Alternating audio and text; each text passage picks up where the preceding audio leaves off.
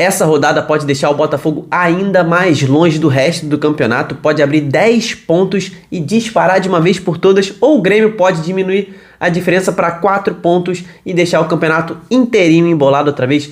Essa rodada tá cheia de clássicos e jogaços. Vamos analisar todos esses 10 jogos da rodada 14 do Brasileirão. Então vambora, mete marcha e vamos nessa!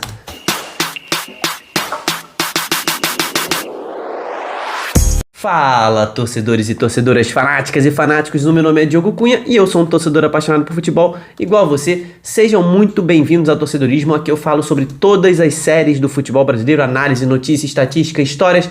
Você achou a mais nova casa do futebol brasileiro aqui no YouTube, então se inscreve para ajudar o nosso time a chegar a 7.000 inscritos aqui no canal. Uma semaninha sem Campeonato Brasileiro e eu já tava com saudade. Nesse vídeo aqui eu vou analisar os 10 jogos do Brasileirão. Vamos saber os favoritos, desfalques dos times e quem pode alcançar o Botafogo. Meu Deus do céu, tá difícil essa missão.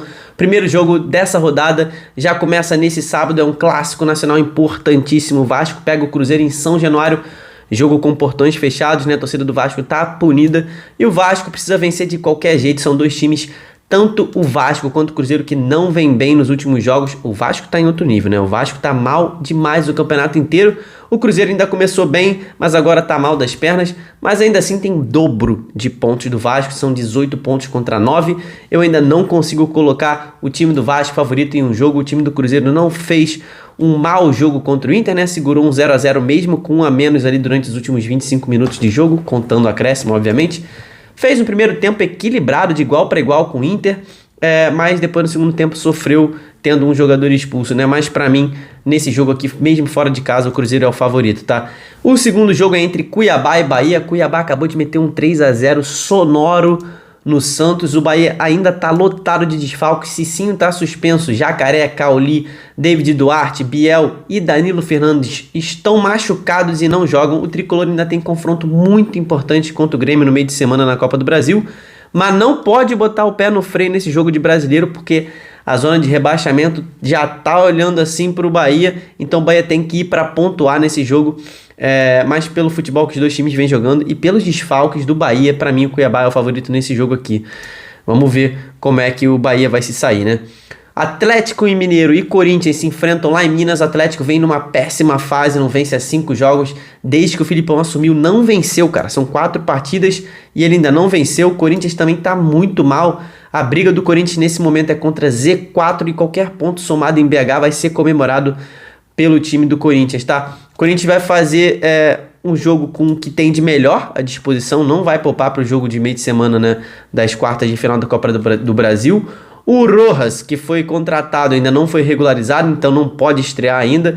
O Renato Augusto, por outro lado, deve ficar no banco, tá voltando de lesão, vai começar a ser preparado para a Copa do Brasil, pegar um pouco de ritmo, né? E jogando em BH, para mim, o Galo é um claro favorito. A gente viu isso, né, nos confrontos da Copa do Brasil, como que nesse confronto o mano de campo faz diferença, né? O Galo amassou em BH, o Corinthians amassou em São Paulo, então para mim, nesse jogo, o Galo é favorito. Ainda no sábado, a gente vai ter Curitiba e América. O Coxa, que jogou um futebol legal, cara, maneiro contra o Goiás, conseguiu a sua primeira vitória no campeonato. A torcida deve comparecer, deve comprar o barulho do time. É hora de embalar e sair dessa zona de rebaixamento aí pro Curitiba, começar a somar vitórias, né? O América vai com o que tem de melhor também não vai poupar para o jogo de meio de semana da Copa do Brasil contra o Corinthians, e nem pode, porque o América, o vice-lanterna do Brasileirão, precisa pontuar em todo jogo a partir de agora, e esse jogo para mim é a cara do empate, meu irmão, sem caô, para mim isso aqui é um empate clássico aqui, né? E para fechar o sábado, a gente vai ter mais um clássico nacional de gigantes. As duas maiores potências financeiras do futebol brasileiro vão se chocar. Palmeiras e Flamengo se enfrentam no Allianz Parque. É terceiro colocado contra quarto colocado, é jogão. Os dois times têm desfalques, mas devem mandar o que tem de melhor à disposição para essa partida. Não vão poupar, os dois times também estão na Copa do Brasil, mas devem mandar, time que tem de melhor, né? É confronto direto, não podia ser diferente. Palmeiras do Abel ainda tá na dúvida se vai colocar o Rony de titular. Ele não jogou na Copa do Brasil na semana que passou porque estava com inchaço no tornozelo. Se ele não começar a partida, deve ficar no banco. E aí entra o Endrick na vaga dele, né? O Palmeiras tem um elenco bizarro, né? O Flamengo também, né? O Flamengo tá com 6 desfalques, cara. Léo Pereira, Mateuzinho, Gabigol estão machucados. Vidal tá com uma virose. Matheus Gonçalves desceu para disputar a final do Carioca Sub-20, que vai ser contra o Vasco, então não joga.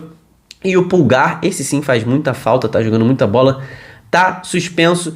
Como eu falei, desses aí, o Pulgar, o Léo Pereira e o Gabigol são os que mais fazem falta. Jogando em casa, o Palmeiras para mim é muito, muito forte. Assim como o Flamengo também tem sido fora de casa, né? Tem feito uma boa campanha fora de casa até esse momento do Brasileiro. Mas a minha análise aqui, os desfalques do Flamengo devem pesar mais do que o Rony, né, que talvez não jogue do lado do Palmeiras. Então eu vejo o Palmeiras aqui um pouco favorito para essa partida, jogando dentro de casa no Allianz. Tem o terreno a seu favor, então para mim o Palmeiras é favorito nesse jogo, tá? No domingo, naquele horário das 11 da manhã, aquele horário safado das 11 da manhã, a gente vai ter Santos contra Goiás na Vila Belmiro. Mas também vai ser sem público esse jogo. O Santos foi punido com a perda de 8 mandos de campo por causa daquela confusão contra o Corinthians. Só cumpriu 1, então faltam 7 jogos sem torcida. E, meu irmão, se o Goiás vence esse jogo aqui, passa o Santos, o Goiás sai da zona de rebaixamento, já é um jogo-chave logo no início do campeonato.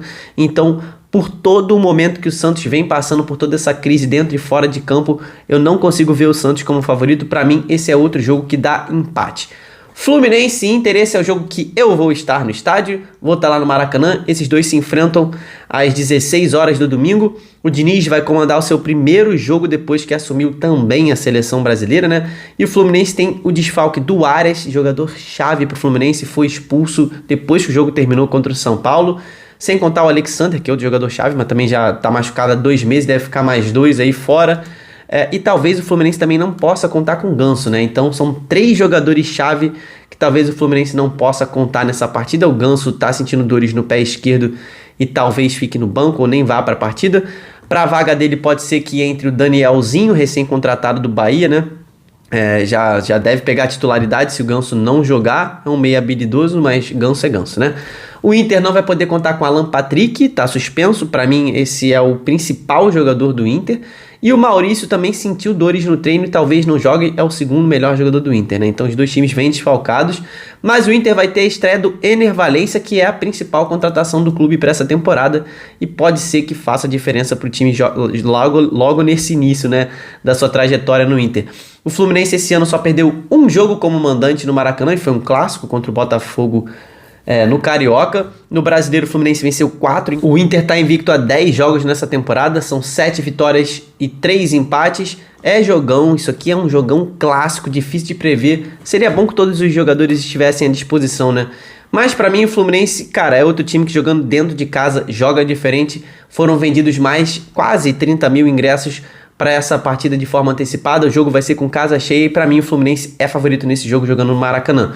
O Bragantino vai enfrentar o São Paulo. O Braga é um dos melhores times nesse momento no Campeonato Brasileiro. Venceu os últimos 3 jogos seguidos desde que a data FIFA acabou, né? Desde que os times voltaram, o Bragantino só venceu. O São Paulo é um time que muda sua postura fora de casa. Nesse momento é o segundo pior mandante de todo o Campeonato Brasileiro. Fez 6 jogos, empatou 3 e perdeu outros 3. Nenhuma vitória ainda fora de casa para o São Paulo. E para mim o Bragantino é um claro favorito nesse jogo aqui em Bragança Paulista, tá? O Fortaleza vai receber o Furacão e deve ir com tudo pra cima. O Furacão deve poupar alguns jogadores pro jogo da Copa do Brasil contra o Flamengo no meio de semana. E isso dá todo o favoritismo pro tricolor de aço. Pra mim, Fortaleza ganha esse jogo. Para fechar o domingo com chave de ouro, o jogo que tá todo mundo esperando nessa rodada é a partida do líder Botafogo visitando o vice-líder, o Grêmio. Esse jogo pode definir muita coisa daqui para frente no Campeonato Brasileiro. Botafogo anunciou um novo técnico, inclusive eu lancei o raio-x do Bruno Lage hoje. Vou deixar aqui em cima no card para você conferir depois, para ver como é que o Bruno Lage gosta de jogar, ver se isso encaixa com o estilo do Botafogo atual. E esse jogo vai definir se o Bruno Lage chega com tranquilidade para trabalhar ou se já vai chegar frenético tendo que mostrar resultado, cara. Botafogo nesse momento tem 7 pontos de vantagem para o segundo. Se vencer o Grêmio pode chegar a 10 pontos caso o Flamengo não vença o Palmeiras, né? E aí, meu amigo, o Botafogo coloca 2 dedinhos já ali na taça. Mas, por outro lado, se o Grêmio vence, recoloca todo mundo no campeonato de volta na briga. Pelo menos os 5 times voltam a ter esperanças de título. Cai para 4 pontos para o segundo colocado e já vai reduzindo ali de geral que está atrás do Botafogo. Então, é a chance do Botafogo enterrar os sonhos dos rivais do campeonato ou do Grêmio reacender a própria esperança e de todo o resto do campeonato, né? Esse jogo é o jogo do melhor visitante, que é o Botafogo. Venceu 4 e perdeu 2. contra o terceiro melhor mandante. O Grêmio tem 5 vitórias, 2 empates, não perdeu dentro de casa ainda, o Grêmio tá invicto, tá? O empate é um bom negócio pro Botafogo, apesar do Botafogo não ter empatado nenhum jogo, né? Esse jogo tem a cara do empate, só que para não ficar em cima do muro nesse jogo, o jogo mais importante, então eu tenho que dar meu palpite, eu vou botar a cara e vou falar que não tem como a gente desconfiar do Botafogo nesse momento do campeonato, tá jogando o fino da bola. Para mim é 51% a favor do Botafogo contra 49% a favor do Grêmio. Levemente favorito é o Botafogo, tá? E antes de fechar aqui o vídeo, aquele recado de sempre. Meu amigo, se você vai a algum jogo dessa rodada do Brasileirão, cara, posta lá no Insta, no Stories do Insta, a festa da sua torcida direto do estádio e me marca o Insta, esse aí que tá pra vocês aparecendo na tela. Me marca lá que eu vou repostar a festa de todas as torcidas que me marcarem, valeu? Então vamos conferir se o brasileiro volta a ficar embolado ou se o Botafogo vai reinar de longe ao final dessa rodada. Eu vou estar aqui, obviamente, fazendo toda a análise de todos os jogos e o balanço geral do campeonato, então se inscreve para ficar sabendo tudo sobre os times da Série A e sobre o futebol brasileiro. Não se esquece de deixar a sua curtida nesse vídeo aqui. Até o próximo, tamo junto, valeu e falou!